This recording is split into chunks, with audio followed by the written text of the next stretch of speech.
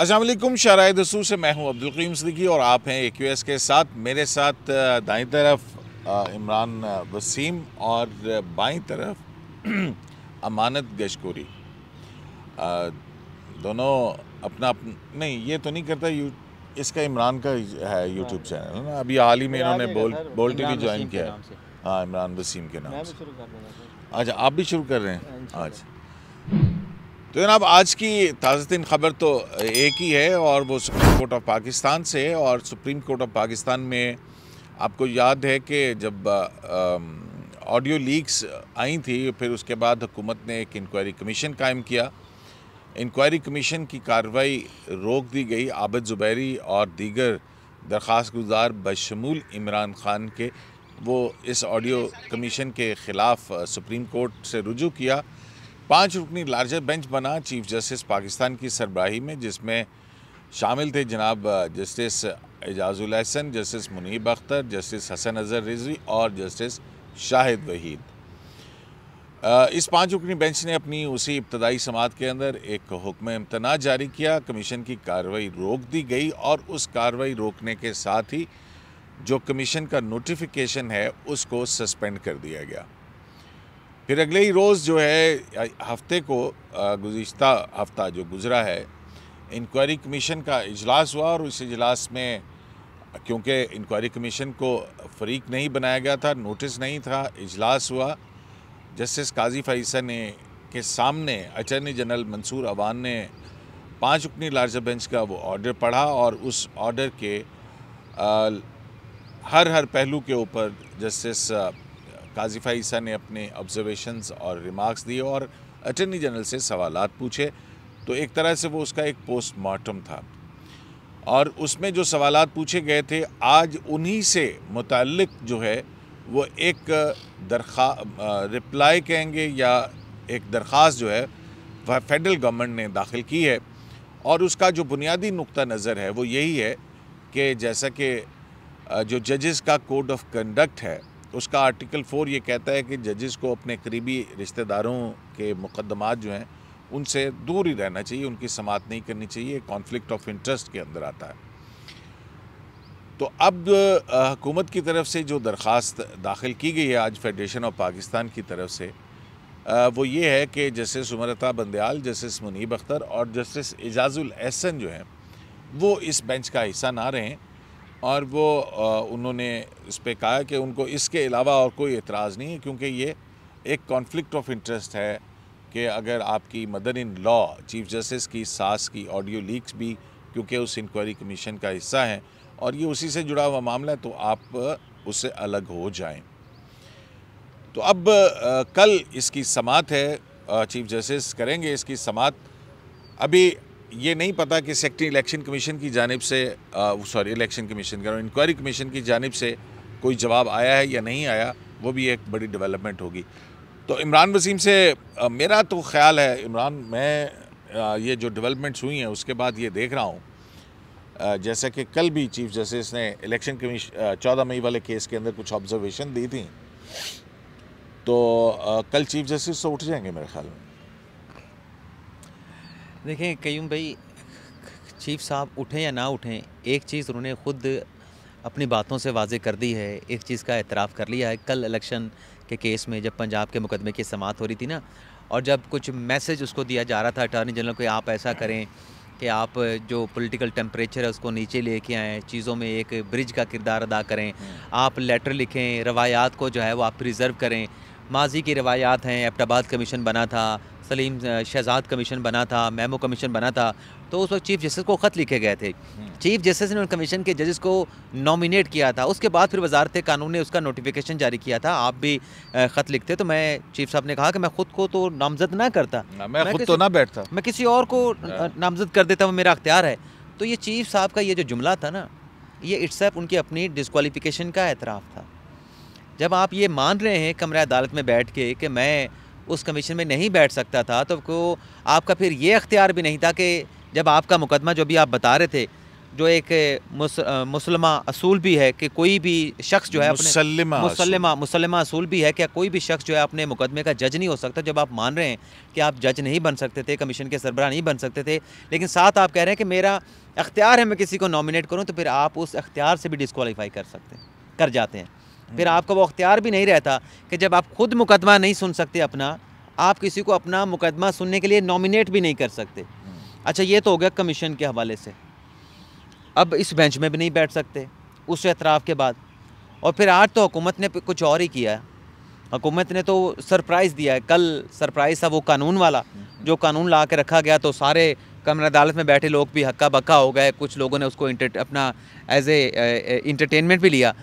तो आज हुकूमत ने, जो कल चीफ साहब कह रहे थे कि आप ब्रिज का किरदार अदा करें, आप टेम्परेचर को नीचे लेके आएँ, आप जो है वो रीथिंक करें तमाम मामलात के ऊपर। और फिर आपको पता है कि पिछले हफ्ते जब ये ऑडियो लीक कमीशन के केस की समाअत हो रही थी, चीफ साहब ने क्या कहा था कि अगर लड़ना है तो तैयारी कर लें, वरना जो है वो तो प्रैक्टिस एंड प्रोसीजर एक्ट के हवाले से उन्होंने कहा था कि उसके अंदर आपने कहा था, ऑडियो लीक कमीशन ने कहा था। नहीं, वो उस तो थोड़े बात सुन लेना।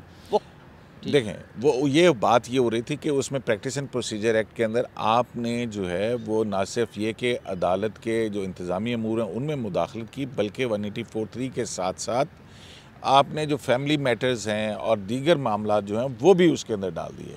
देखें, तो वो उस हवाले से था। उसमें एक बात रह गई, आप गिस्कूरी को भी इंक्लूड करें प्रोग्राम में। बात ये है कि जब आप ये सारी बातें कर रहे हैं, फिर उसके बाद कल आपका बैठने का बनता नहीं, जैसे आपने कहा, फिर आपको उठ जाना चाहिए। और फिर लेकिन उठेंगे या नहीं उठेंगे ये बताएं आप। फिर जो मैसेज भेजा कल अटॉर्नी जनरल के जरिए कि आप चीज़ों को नीचे लेके आए, तो आज उस मैसेज का भी पैगाम दे दिया ना कि कोई नहीं, आप एक जज पे एतराज़ कर रहे थे ऑडियो लीक कमीशन के दौरान, अब हम 3 जजेस पे करेंगे। अब 3 जजों पे एतराज़ कर दिया। अच्छा, अमानत, आप ये बताइए कि आपको लगता है कि चीफ जस्टिस उठ जाएंगे? एक तरफ तो हुकूमत जो है प्रैक्टिस एंड प्रोसीजर एक्ट के तहत बेंच की कॉन्स्टिट्यूशन के हवाले से बिलखुसूस 184(3) के मुकदमात, उसमें तो वो कहती है कि कमेटी ऑफ जजेस जो हैं वो बेंच से तश्कील देंगे।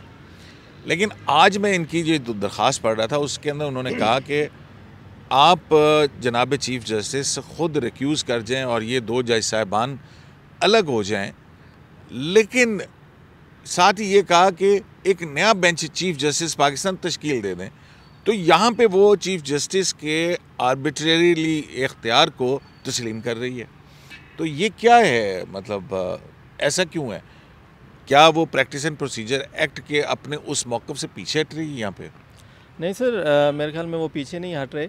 और दरख्वास्त में जो उन्होंने मेन बात की वो यही है कि बेंच नया तश्कील दिया जाए और तीनों जजेस चीफ जस्टिस साहब ख़ुद भी अलग हो जाएं। उन्होंने उसमें एग्जांपल भी दी हैं कि सुप्रीम कोर्ट के जो फ़ैसले हैं वो भी मौजूद हैं। पहले साबिक़ चीफ जस्टिस इफ्तिखार मोहम्मद चौधरी का भी उन्होंने हवाला दिया है कि उनके बेटे अरसलान इफ्तिखार का जब केस आया था तो उसमें वो अलग हो गए थे क्योंकि उनके बेटे का केस था, निशानदेही की थी, की गई थी। लेकिन एक समाअत तो उन्होंने की थी, तो अगली समाअत के अंदर तो मेरे ख्याल में सर चीफ जस्टिस नहीं उठेंगे, क्योंकि जब उन्होंने जुडिशल कमीशन की भी बात आई तो वो बड़े बरहम हुए कि आपने मुझे बताया ही नहीं है, आप कैसे कमीशन बना सकते हो, ये चीफ जस्टिस की सवाबदीद है कि वो करता है, उसकी अख्तियारात हैं।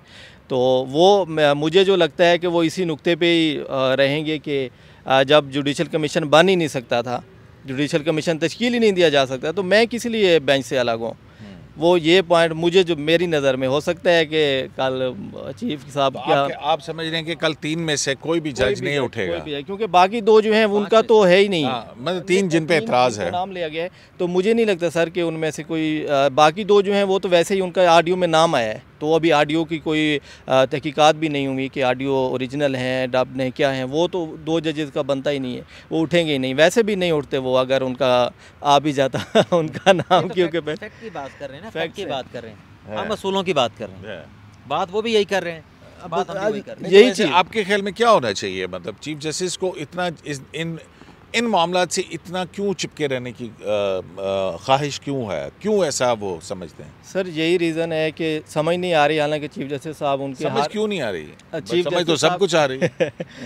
सर उनका ये है कि पहले दिन से सारे लोग यही बात कह रहे हैं, हर बंदा आम जो भी थोड़ा बहुत समझता है इस चीज़ को, अदालत को, कानून को, कि अब अदलिया में तकसीम देखें तो क्यों हुई है, अदलिया में तकसीम देगी क्यों हुई है? इसी वजह से कि चीफ जस्टिस साहब अपनी मर्ज़ी कर रहे हैं, दूसरे की सुन नहीं रहे।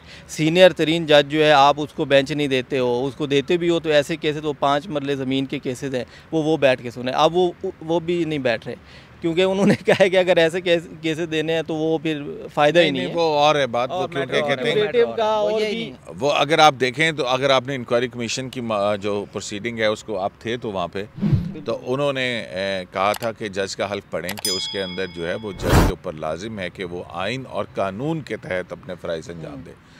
तो जब प्रैक्टिस एंड प्रोसीजर एक्ट आ गया है, कानून आ गया है, वो कहता है कि कमेटी ऑफ जजेस होगी। तो मेरा ख्याल है कि वो शायद ये समझते हैं कि इस तरह से जो है एक तो वो हवा में मुअल्लक था कानून, उसको आपने स्टे कर दिया, तो फिर उसके बाद जब असेंट आ गई तो फिर तो वो आ गया। लेकिन ज़ाहिर है कंट्रोवर्शियल चीज़ें हैं, तो वो शायद ये कि भाई इस तरह से बेंचेस की तश्कील जो है वो शायद मुनासिब नहीं है।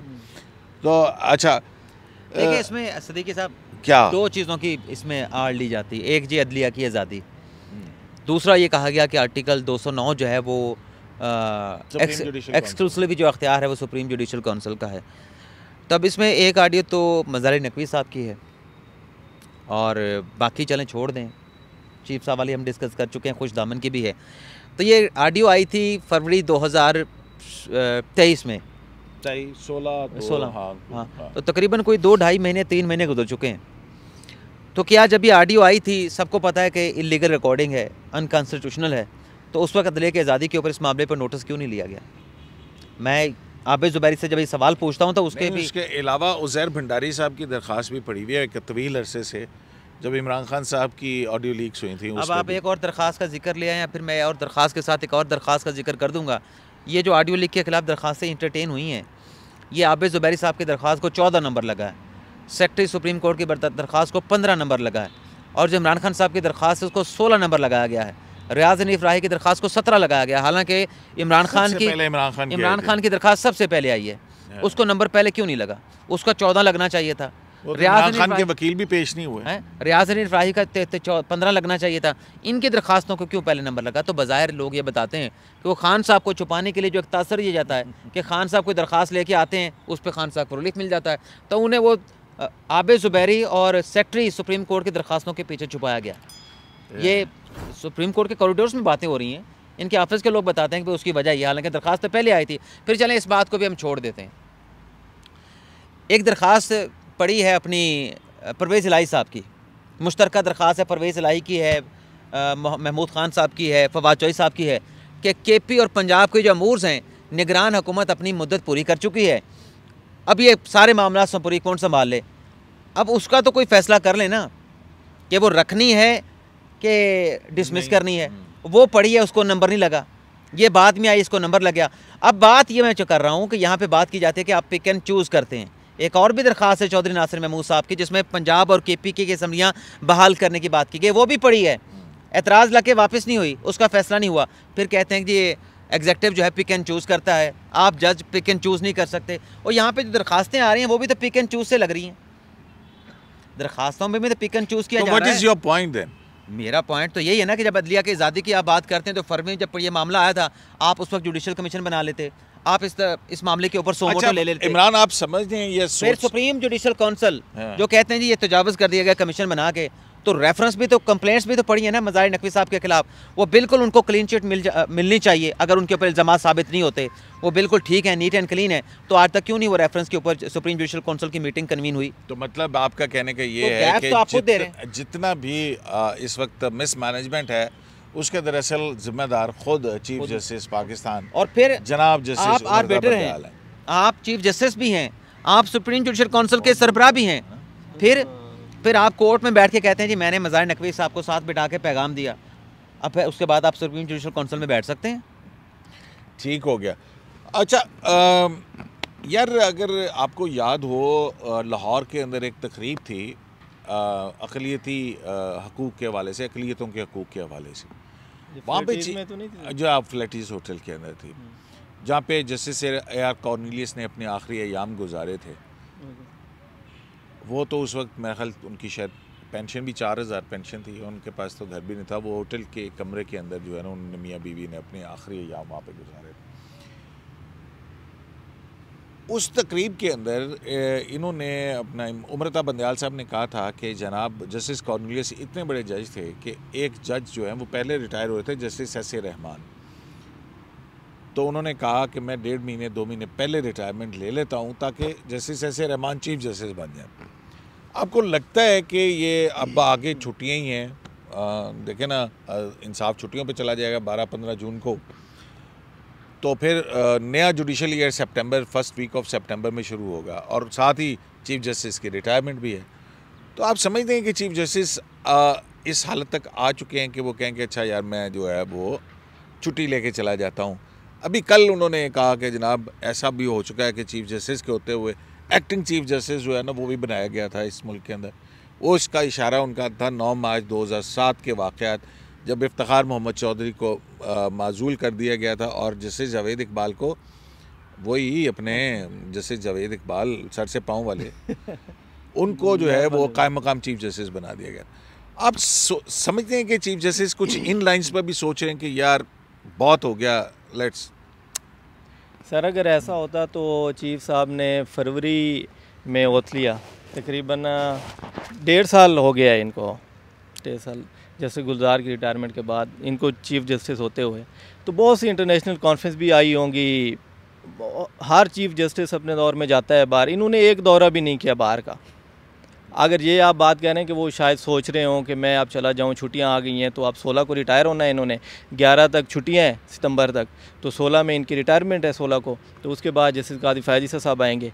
तो अगर ये होता कि 2 महीने 3 महीने पहले ये चले जाते तो मुझे नहीं लगता कि ऐसा कुछ होने वाला है। वो तो इस क्या इसको बोलें, खौफ बोलें, क्या बोलें कि कादी फैज़ ईसा की वजह से वो तो बाहर किसी दौरे पे नहीं गए, इंटरनेशनल विजिट पे भी नहीं गए, कोई कॉन्फ्रेंस में शिरकत ही नहीं की, जैसे मंसूर अली शाह साहब जाते रहे। हाँ, सारे तो मुझे नहीं लगता कि सर ऐसा कोई होगा। अच्छा, इसको तो नहीं लगता। इमरान वसीम, आपको लगता है कि चीफ जस्टिस जो हैं वो अब कि यार बहुत काम कर लिया, बहुत थक गया मैं, अब क्या है यार, चलो जब बेगम को लेके, बच्चों को लेके जाता हूँ बाहर, 2-3 महीने की छुट्टियां गुजारता हूँ, पीछे से काजी साहब संभालें, उमरता बंदयाल साहब। मुझे ये बताएं, जिस बंदे ने 4 महीने के बाद वैसे ही पक्की छुट्टी पे चले जाना है तो वो क्यों छुट्टी करेगा?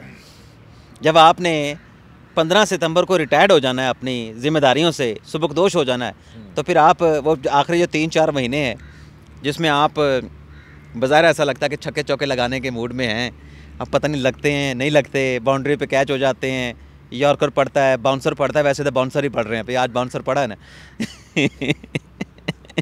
तो फिर कैसे हो सकता है? नहीं हो सकता। नहीं, देखें ना, मतलब है कि आप जो कल की हेयरिंग है उसके दौरान समझते हैं कि हाँ वो नोटिफिकेशन तो सस्पेंड हो चुका हुआ है, हाँ। और फिर अब जो है वो भी हो गया है मामला कि भी कार्रवाई भी रोक दी इंक्वायरी कमीशन ने, चीफ जस्टिस जो हैं वो उठ जाएं और बेंच एक मरतबा फिर टूट जाए, और फिर कब बेंच बने, कब मुकदमा लगे, हुकूमत की समझ में नहीं ये इसको पेंडिंग कर दें हैं। क्या ख्याल है?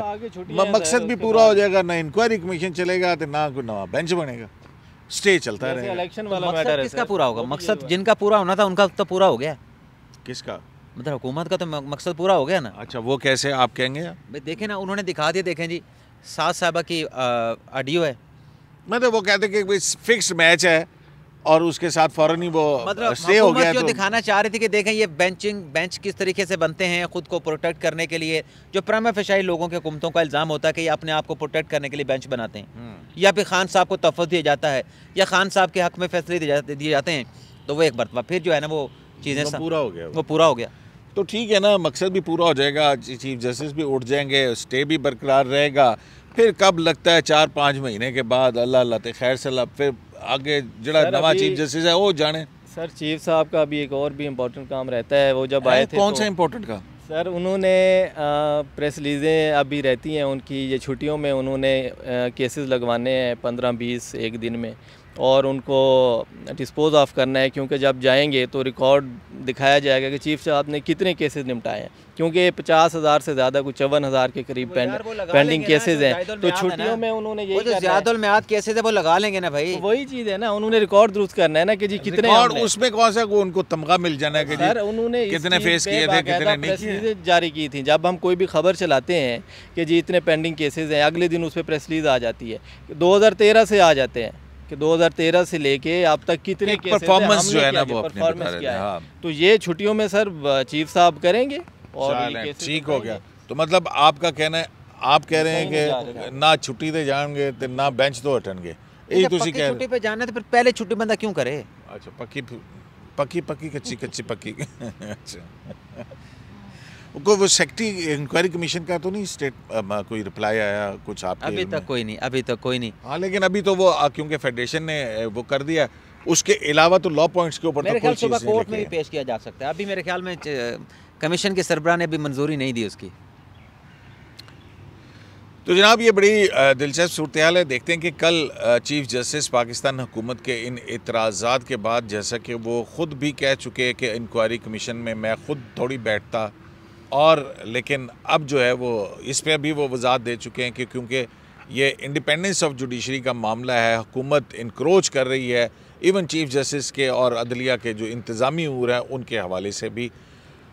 लेकिन ये बहरहाल चल रहा है मुसलसल। हुकूमत ने पहले भी एतराज़ किया था जब इलेक्शन वाला ये आज खुद नोटिस हुआ था, और उसके अंदर 2 जज साहिबान जस्टिस एजाजुल एहसन और जस्टिस मुज़ाहिर नकवी जिनको बिठाकर खामोश पैगाम दिया गया था, फिर उसके बाद जो है वो नहीं उठे थे। लेकिन फिर जब एक जज साहब ने जो है वो उसको रद्द कर दिया आज खुद नोटिस को, तो फिर बेंच रिकॉन्स्टिट्यूट करने के ऊपर जो कज़िया खड़ा हुआ था कि वो 4-3 का फ़ैसला है या 2-3 का फ़ैसला है, अब 2-3 का फ़ैसला भी जो है उसके ऊपर भी अब नया कानून आने के बाद वो भी मामला अभी तक तो नहीं पता है कि दोबारा बेंच रिकॉन्स्टिट्यूट होता है।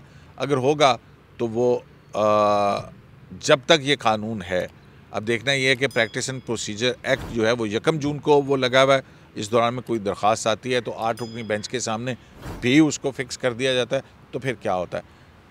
बहरहाल ये जो एक कशमकश है वो चल रही है, और इसी तरह से कहते हैं कि लॉ डेवलप करता है। वो एक केस पड़ा है इमरान खान साहब का कंटेम्प्ट वाला, आप ये बताएं कि चीफ साहब के रिटायरमेंट से पहले वो डिस्पोज ऑफ हो जाएगा? वो जिसमें चीफ जस्टिस ने कहा था हो सकता है इमरान खान को कम्युनिकेट ना हुआ हो। हाँ, मैं तो वो तो अलग बात है, तो केस डिसाइड हो जाएगा। शराय दस्तूर से अब्दुल क़य्यूम सिद्दीकी को AQS लाइव से इजाज़त दीजिए। अल्लाह निगहबान।